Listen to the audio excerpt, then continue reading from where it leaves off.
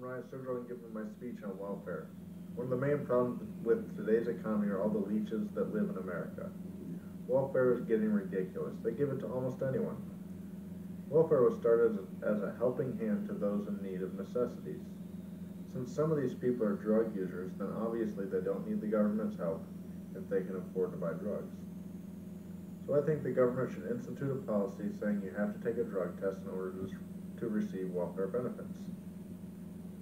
Many people argue that this is unfair, but let's look at the facts. 100 million Americans are currently receiving welfare. The percentage of Americans that are drug users is around 8.9%. So if you use this same percentage, that means approximately 8.9 million people currently receiving welfare are drug users. Other people argue that this would cost too much money to enforce such a policy. So let's take a minute and think about how many new jobs that would open up in this country. There would be at least one new job opening to be used as a tester at every welfare office. The welfare system is corrupted by politicians who more than likely gain from these drug users.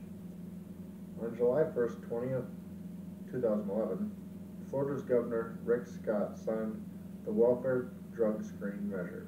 Smart guy. That says applicants must have to take a drug test in order to receive benefits. Scott said it's unfair for Florida's taxpayers to subsidize drug addiction. Shortly thereafter, some judge revoked the policy. Not a smart guy. The U.S. taxpayers paid $745.84 billion to help pay for welfare, and the government picked up the rest for a total of $1.03 trillion spent on welfare to 2011. If the government bought a simple drug test for about $2 a piece, it would cost $200 million a year to test everyone receiving welfare. If the estimated 8.9% of people wanting welfare tested positive, it would save about $5.14 billion a year by cutting off their welfare benefits. So how did I get these numbers?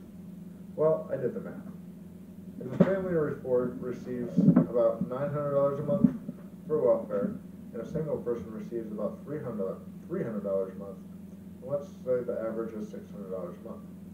Based off these numbers, the amount of welfare going to the 8.9% would come out to approximately $5.34 billion. The cost of drug testing everyone on welfare would come out to approximately $200 million. Hence, the reason it equals $5.14 billion that would be saved. Now, $5.14 billion doesn't really sound like a whole lot of money compared to $1.03 trillion. Yeah, $1.03 trillion. That's a 1 with 12 zeros after it, but at least it's a start.